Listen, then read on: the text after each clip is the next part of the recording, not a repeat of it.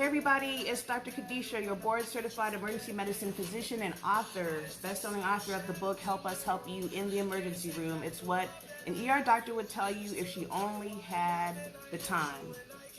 And I'm not playing this music randomly. Today we need to talk about a very solemn topic. Juice Wlrd died this morning from a seizure. And you may not know who Juice Wlrd is, but you better believe that your kids know who Juice Wlrd is, who your nephews and nieces know who Juice Wlrd is.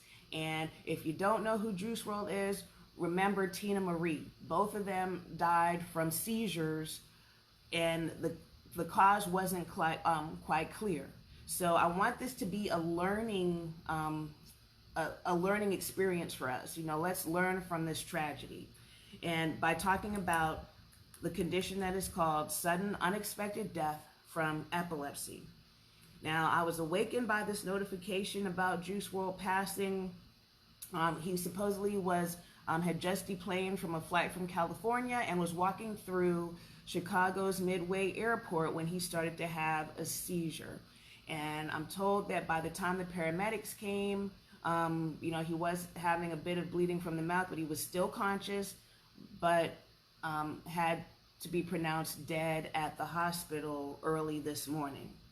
So, and I just wanted to just mention this. I was touched by Lucid Dreams. That's if you don't know who Juice Wlrd is, Lucid Dreams was a song that he had wrote that went to #2 last year, and it was just a very touching, insightful song from a young person. He was only 20 years old. So what is sudden unexpected death from epilepsy? It is when a person with epilepsy who is otherwise healthy dies, usually during or right after a seizure. And that seizure does not involve a head injury. It doesn't involve drowning. It doesn't even involve what is called status epilepticus, which is a seizure emergency during which one seizure occurs for 5 minutes at least, or you have two seizures happening within a 5-minute period from which the person never completely recovers, meaning they never fully regain consciousness. And there are a couple of theories as to how a person dies from a seizure. It's not that complicated. It typically stems from a deprivation of oxygen, a lack of oxygen to the brain. Sometimes during seizures, the rhythmic activity and the muscle spasms and all could possibly cause a prolonged period during which the person is not breathing. And that lack of oxygen affects the brain and it affects the heart. So, one theory is that, it's brain damage due to the lack of oxygen. And the other theory is that the rhythm of the heart is disturbed due to that lack of oxygen. And I will let you know from clinical experience that yes, whenever someone is deprived of oxygen for any reason, and we see them on the monitor, we will see the heart rate start to slow down. And usually that person is already not conscious. Hey, Patrick, thanks for coming back in again. And, that person is already unconscious. The heart is starting to slow down. And if the correct measures aren't taken, the heart will stop. And that is when you have cardiac arrest. So it's all related, those reasons as to why a person could expire from a seizure. It's lack of oxygen causing brain injury, and lack of oxygen that causes the heart to stop beating. Okay, so thankfully, SUDEP, which is sudden unexpected death in epilepsy, is rare. The CDC reports that 1.16 episodes per 1,000 people with epilepsy occur a year, but the saying is that it's probably unreported, so that it might be a bit more prevalent. And we need to know who is at risk, who in our lives might be at risk for SUDEP or SUDEP, and what we need to do about it. And so that's the point of what I'm saying of this live stream today. Please like, please comment, and share this video. Share it, because the person that might be saved could be you. You know, if you have a problem with epilepsy, you need to tell the other people in your life, family, friends, co-workers, how to possibly help you. So what puts a person at risk for SUDEP, or sudden unexpected death in epilepsy? One is having epilepsy from a young age. And because the longer one lives with epilepsy, the more at risk they are for dying unexpectedly from the epilepsy. Another thing is missing doses of anti-epileptic medication. And that is probably the most common reason why folks end up in the emergency room with seizures, missed doses. Another thing is excessive alcohol consumption. And I will admit that a lot of people will miss anti-epileptic medications because they want to drink. And I'm just saying that's what happens. It never ceases to amaze me. But yes, some people will take a break from taking their epileptic medication because they want to consume alcohol. Another thing is if you are, if a person has a problem with alcohol dependence, if they have alcoholism and it's to the point where if they stop drinking, they have seizures. Some people do drink, and it's possible to drink long enough, for a long enough period of time where if you stop drinking, you're at risk of having a seizure. So that's like risk factor number 4. Excessive alcohol consumption for any other reason, for a number of reasons, can put you at risk for sudden unexpected death from epilepsy. Another risk factor is seizures during sleep. And I believe that's what happened with Teena Marie. Yet another risk factor is frequent severe seizures, which are the tonic-clonic seizures, the ones where the person loses consciousness and they're convulsing, their whole body is convulsing.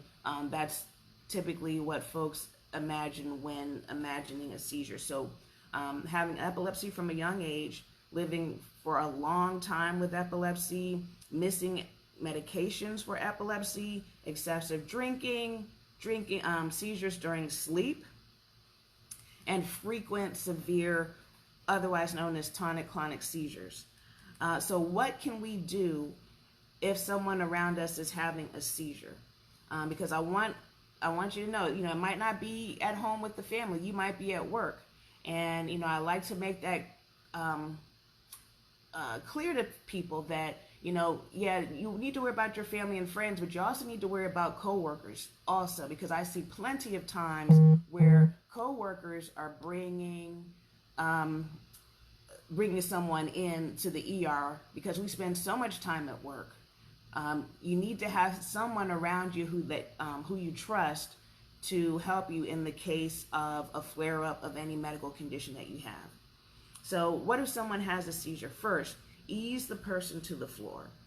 Clear the area of excessive people. Clear the area of hard or sharp objects to prevent further injury. Don't try to hold them down or control the movements. Give them space for it to happen. But do cushion their head with a soft, flat object, say like, a folded up jacket, coat, scarf, something like that, so that we're not adding secondary head injury to the seizure.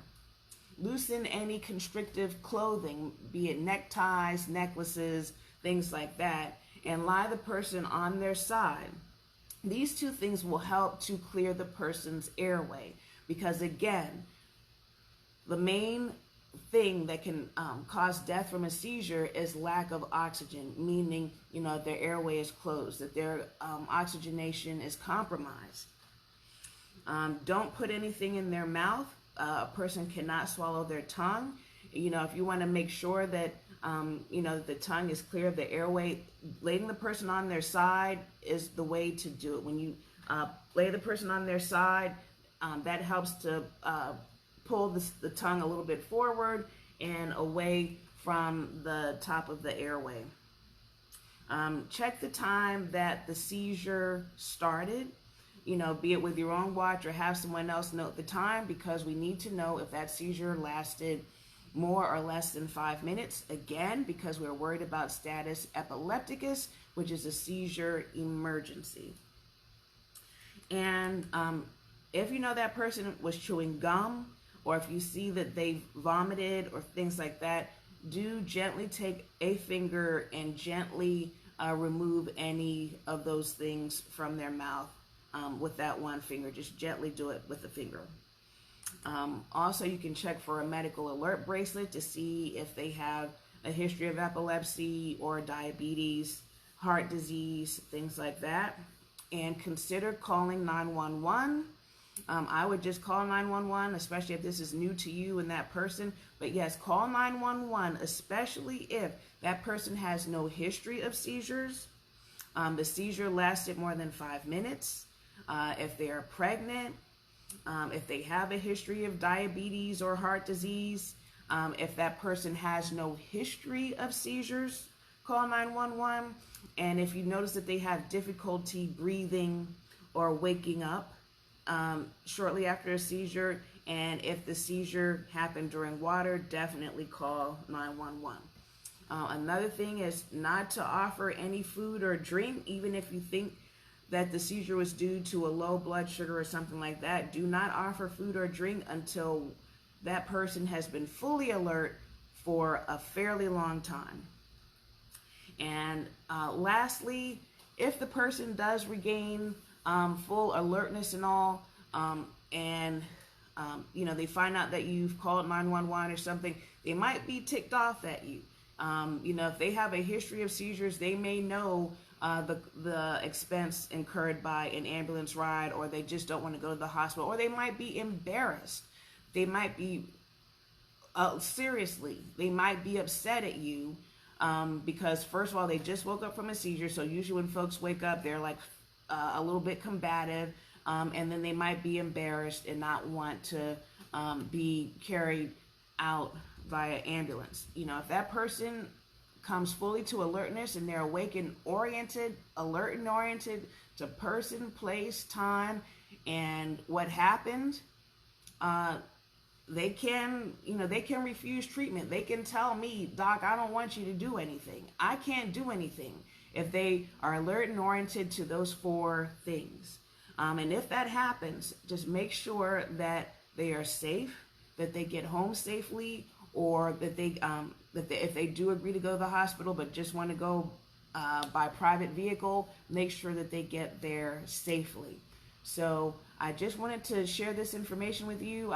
You're going to hear throughout the day about the passing of Juice Wlrd. So I want you to be informed and be prepared to help other people. Share this video so other people can help other people and possibly help you, and share the understanding of sudden unexpected death and epilepsy.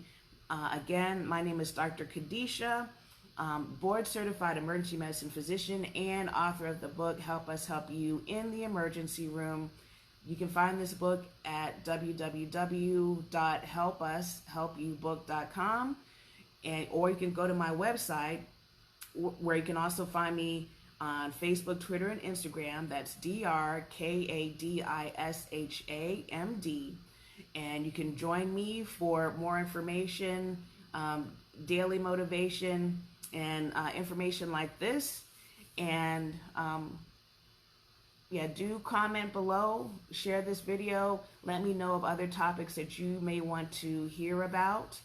And again, I'm Dr. Khadisha. Follow me at Dr. Khadisha MD on Facebook, Instagram, and Twitter. And I hope this helps you and helps others. Be safe and be successful. Have a great day.